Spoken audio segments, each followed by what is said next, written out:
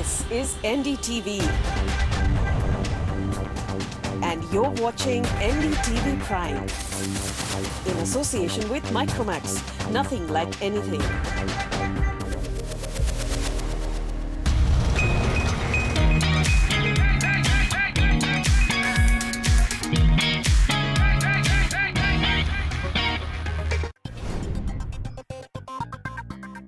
On CNB this week, we take you to the gorgeous Villa d'Este on Lake Como for the Concorso D'Eleganza. The treat includes some brand new concept cars and vintage bikes. And we also take a look at Italian scooter giant Vespa and its strategy in India.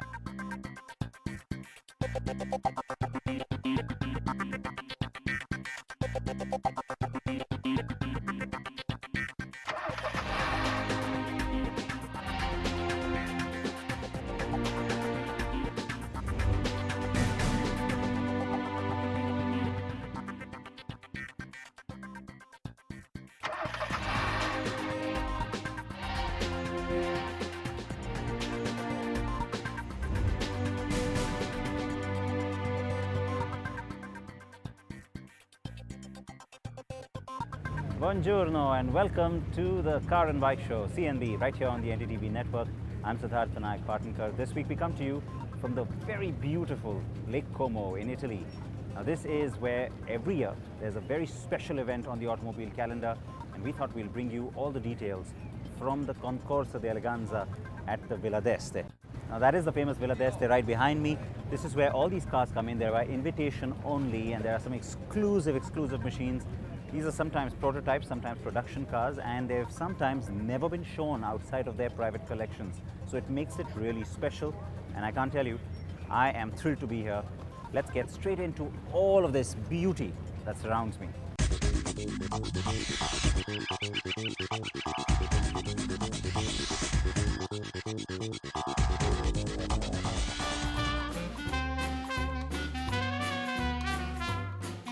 It is often called a beauty pageant for automobiles. The annual Concorso D'Eleganza at the Villa d'Este is prestigious, timeless, exquisite, and very exclusive. It has been held for 85 years. The automobiles on display are all by invitation only, and it is seen as a big deal in the classic car circles to have your car shown here. The setting in Cernobbio on the shores of Lake Como makes it even more spectacular and romantic. The Grand Hotel Villa d'Este and the BMW Group have been jointly hosting the annual Concorso since its revival in 1995 after nearly 5 decades. And the BMW Group has been the organizer for the past 10. In all, there were 51 cars at the Villa d'Este this year, as well as 6 new concept cars. At the neighboring Villa Erba is where we also had 35 vintage bikes, but more on that later in the show. The broad theme for the Concorso this year was the Great Gatsby, and of the 9 car classes of competition this year at Villa d'Este, there was one class of vehicles competing under this very title too. Just stunning, aren't they? Now I can tell you this one class of vehicle has gotten me particularly excited this year. I'm really glad to have been here at the Villa d'Este this year for this class. Now they're calling it the Great Gatsby. The category quite simply refers to the rip-roaring 1920s. We're talking larger-than-life parties, we're talking extravagance, we're talking sequins, art deco, the works. The 1923 Duesenberg here just exemplifies that. It's in such spectacular condition. Comes in all the way from Michigan in the US. And then there's a car here from Austria, the Hispano Suiza from 1922. Both these cars in great shape and completely representing the era that I'm talking about.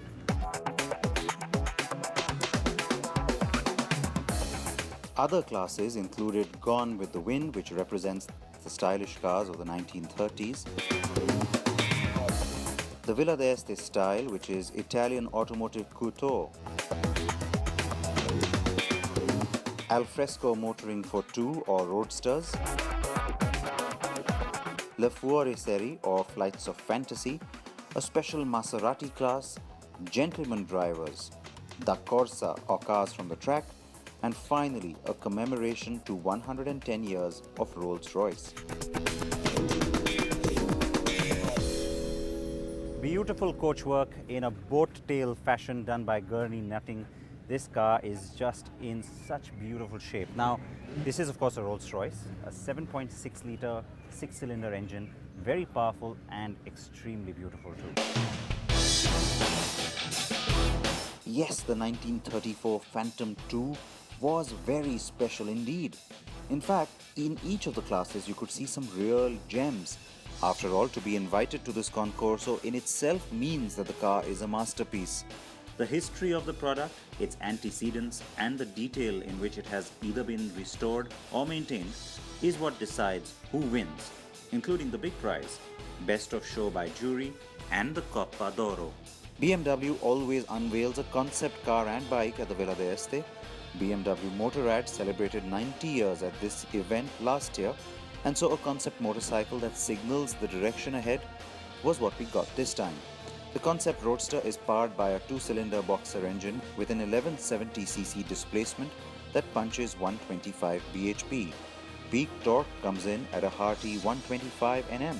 The company says the engine's compact proportions form a wedge-shaped silhouette around it, which gives the concept roadster an impression of moving fast even when standing still. The car concept was a bit of a surprise. The Mini Superleggera Vision is a classic open-top 2-seater sports car that's been designed by Mini along with the Italian coach building house from Milan, Touring Superleggera. The Vision is a classic roadster, and yet it uses an electric drivetrain to indicate a contemporary thought behind it.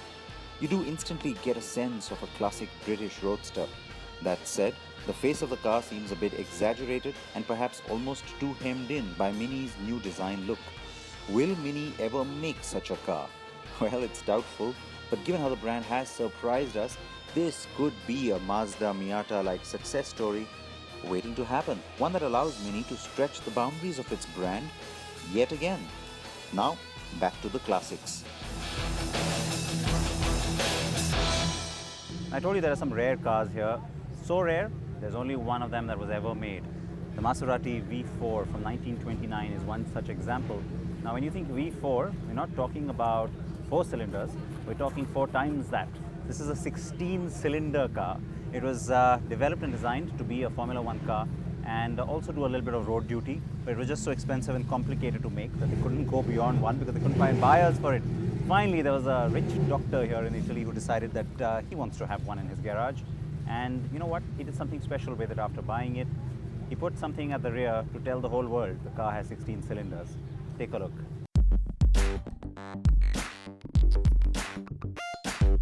The coachwork on that Maserati was done by Zagato. And here's another wonderful example of some very special coachwork. Now that, of course, is the all-new Mini concept designed by Touring Superleggera. Way back in 1953, Hudson decided it wants a car with a little bit of a continental flair, so it went to Touring Superleggera way back then and got this car designed. Now the design ended up being a little bit extravagant. The car ended up being a lot more expensive than what Hudson had initially thought, and which is why it didn't go into series production. Just look at the exaggerated kind of design cues you're seeing on this car, including now that looks just like a tailpipe, but in fact, it's the tail lights on that car. Really exaggerated, and I have to say, quite an unusual car to spot at one of these shows. Staying with the Le Fiore Serie class, where that Hudson was, get ready for this. Now at every such event, there's that one car which completely captivates you, grabs your heart, makes you fall in love with the automobile all over again. For me this time, it has to be this car. Now, if you look at it, at first glance, you're like, hang on a second, is that really a 250 GT, a Ferrari 250 GT? 1959, that's the model year. But then when you look at it again, you think, hang on, it doesn't look like the regular car. Well, there's a reason for that. The first owner was a bit of a mad Ferrari collector. He wanted a car that looked different from the other cars that were on the road. The 250 GT was fairly popular back then. It was designed by Scaglietti, so he took that car to Bertone and said, you know what, make me a car that looks different. And so you've got this car, very different mesh front grille, Very, very different stance as well. And of course, critics will argue that it looks a little Fiat-like because that's what some of those cars started to look like in that era. But you know what? I absolutely love it. The paint color complements it. It is beautiful. Like I said, the Ferrari 250 GT short wheelbase is also in the Le Fuori Serie class, which basically is a celebration of custom or prototype cars that were one-offs and exhibit unbridled design flair. There were many Italian cars at the villa, of course, and here's one that grabbed a lot of eyeballs, again from the same category. You can hear the engines of these cars, and you know what, that's a prerequisite. These cars have to be in running condition. Back there you've got a Maserati 450S really revving its engine. But the car I want to talk about is right here. You almost missed it because it's just so low. You can see how low it sits on the road. So this was a show car done by Fiat way back in 1969. The whole idea was to impress visitors to the Brussels Motor Show. It went to many other motor shows after that, and you know what? There was a Japanese collector of Pininfarina cars who's had his eye on it right from its first showing in 1969. Pininfarina tried to fob him off and then said, you know what? You open a museum for Pininfarina cars, we'll sell it to you. That's exactly what he did, and the car has been in Japan since 1977, making a big comeback to the continent. The collector is Shiro Kosaka, and the car is now back near Lake Como for the first time in 37 years. Quite beautiful, isn't it? We will be back with plenty more on CNB from right here in Italy on the shores of the beautiful Lago di Como.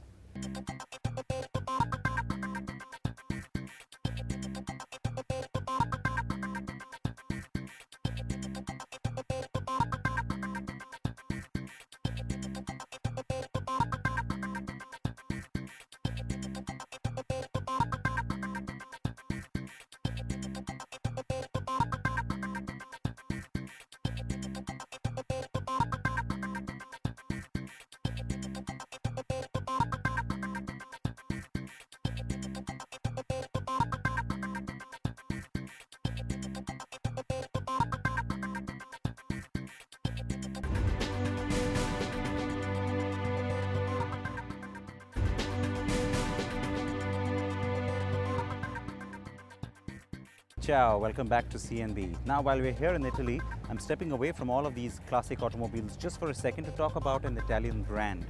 Now, it is Vespa, of course. Some of you may have guessed that.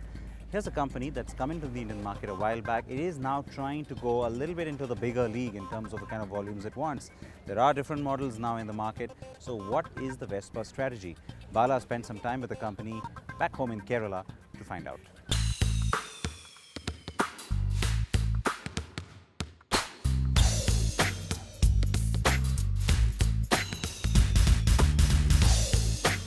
Iconic, exclusive, but still pricey. This is the kind of general perception the Italian scooter brand Vespa has established in India. Parent company Piaggio has unveiled its Do You Vespa global marketing campaign in India. CNB was invited on a ride with the brand in lush Kerala to get some insights into the new global strategy. Bala's ride on the trip, the new, more masculine Vespa S.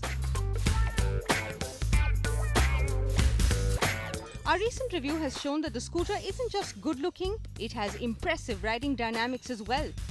Since Bala had already ridden the Orange S, it was the elegant white that caught his eye this time. Or should we say Monte Bianco? Sounds more exotic, doesn't it?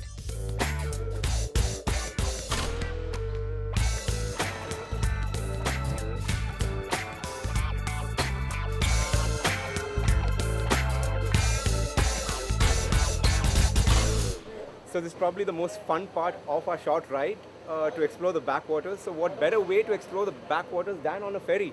So we thought we might as well get the Vespa on board the ferry and check out the scenic beauty of Kerala. So this should be a lot of fun.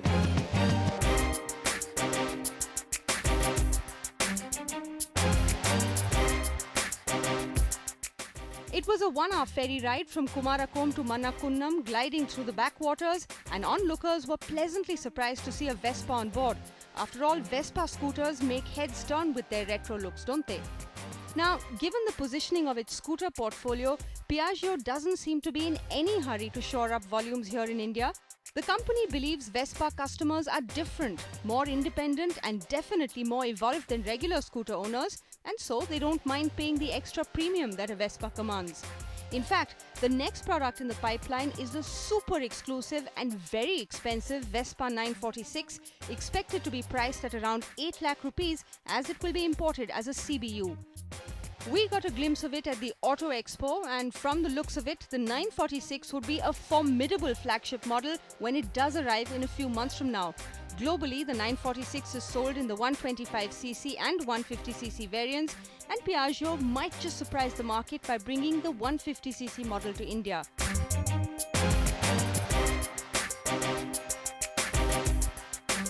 Piaggio's strategy to keep Vespa premium has already met with some success. Sales have steadily climbed to over 38,000 units in 2013 with a healthy turnover growth. Of course, the numbers definitely indicate how niche the brand still is. The volumes are a pale comparison to other scooter brands in India, and even though Vespa is niche, they're well below the expectations of Piaggio too. Annual capacity at its Baramati plant is 1.5 lakh units, so there has to be better utilization of that, and that is where future products come in. In its recently unveiled 3-year global strategy, Piaggio has highlighted its focus on India and other emerging markets, especially since Europe is showing no growth. Piaggio wants to take it one step at a time and will evolve a larger strategy that revolves around not just a wider Vespa portfolio, but the other stable brands like Piaggio itself, which currently only sells commercial vehicles in India, and Moto Guzzi and Aprilia too. We can still say ciao bella to the current Vespa till then.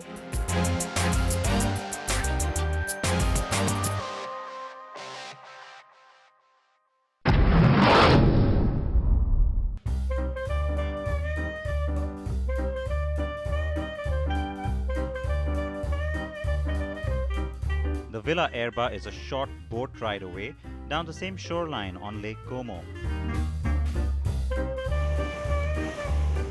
Here you get to see the special exhibits and the vintage motorcycles. The great thing is that every time you want to get around over here, the Villa d'Este back there, you're going to go to Villa Erba for the motorcycles or back to your hotel, you do it in style because you go onto the lake in one of these shuttles that pretty much makes the experience very local and very romantic too.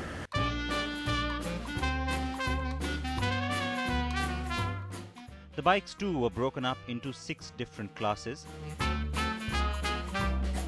The Great Gatsby, a sidecar special, early Japanese bikes, classics from the 1960s, top in class, and land speed record holders from 1929 to 37. One of the special exhibits here was dedicated to several drool-worthy Maseratis over time. The second exhibit was from Rolls-Royce, and while there were cars spanning several decades, the one that caught my eye was this beauty. A 1937 Phantom 3. This car had coachwork from Voll and Roerbeck. The first customer was Dutch, and he sold the car to Baron von Ribbentrop, a top German general who was Hitler's foreign minister too. And then we also got to see some special minis from Motorsport. Now, from 1959 to 1970, the company invested a lot of time and money specifically towards motorsport. A lot of cars, in fact 69 of them, were built to compete in various motorsporting events all over the world.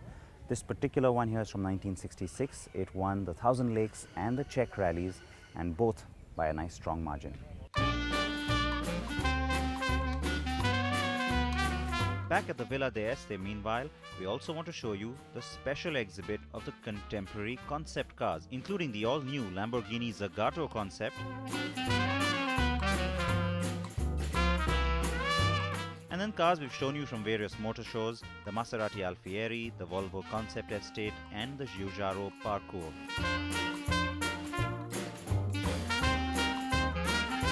Now the winners in some of the categories. The Coppa d'Oro, or Golden Cup, by public referendum at the Villa d'Este went to this, a wonderful 1931 Alfa Romeo 6C 1750 GS. It also won public votes at Villa Erba and won by all young visitors up to the age of 16.